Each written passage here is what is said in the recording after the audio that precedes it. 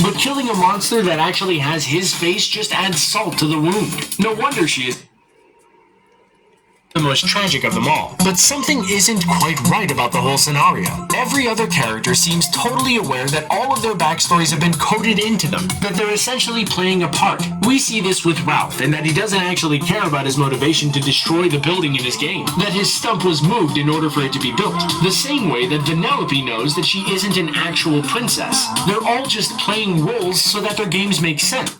Motivation to destroy the building in his game, that his stump was moved in order for it to be built. The same way that Vanellope knows that she isn't an actual princess. They're all just playing roles so that their games make sense. But Calhoun seems to be the only one who believes her backstory is actually real, which is where this theory picks up. I should be a guy, I should pick the bad height. I should do the big bee. But Calhoun seems to be the only one who believes her backstory is actually real, which is where this theory picks up. It says that Calhoun... Some fans believe that Vanellope never actually... This theory suggests Ralph might actually be... Life dying in front of your eyes at your wedding. Questions about why their dad was suddenly a different person altogether. It's a terrifyingly effective plan, and if true, really solidifies Turbo's place in the Hall of Supervillains. Calhoun's tragedy. This theory is pretty rough, and it centers around the seemingly cold-hearted Sergeant Calhoun. As is common with most grizzled sergeant characters in games and movies, Calhoun was given a pretty upsetting backstory. We're told that on her wedding day, one of the giant cybugs that run rampant throughout her game Hero's Duty attacked and killed her fiancé right there on the altar. Without a moment to think, she pulled out her chain gun and destroyed the beast that just devoured her beloved. But what we also know about the cybugs is that they take on the form of whatever they just ate. We see this with Ralph, in that he doesn't actually...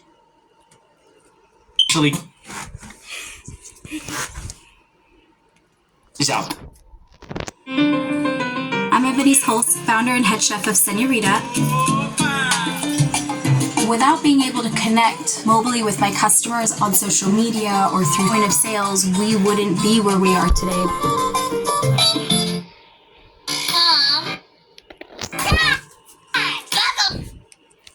When you hear, can you play with me?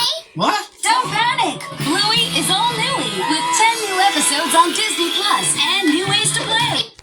He's out there, but bear with us because it's so good. And if it's true, it might just be the best surprise twist you've ever seen. This theory suggests Ralph might actually be Mario.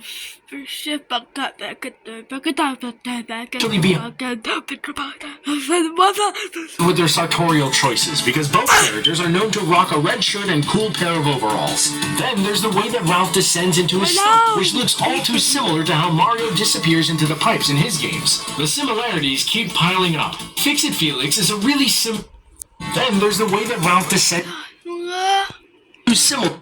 Mario disappears into the pipes in his games. The similarities keep piling up. Fix-It Felix is a really similar game to Donkey Kong, except in this case, Ralph would be Kong and not Mario. But Ralph's game is actually called to how Mario disappears into the...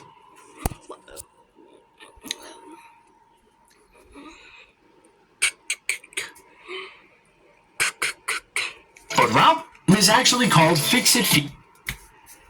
Of manipulation that Turbo had used against her in order that it was a glitch and mocked for it by the other citizens of Sugar Rush, she would of course believe them and become ashamed of what she has been told is a flaw. It was just a tactic of manipulation that Turbo had used against her in order to suppress her real abilities, knowing full well that she would of course believe them and become ashamed of what she has been told. Think of suppress her real abilities, knowing full well that her so-called glitch actually...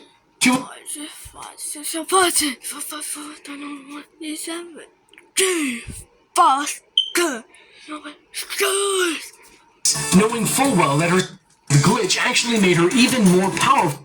Gives her an amazing advantage in racing, as we see at the very end of the movie. Unplugging. In Wreck-It Ralph, we're...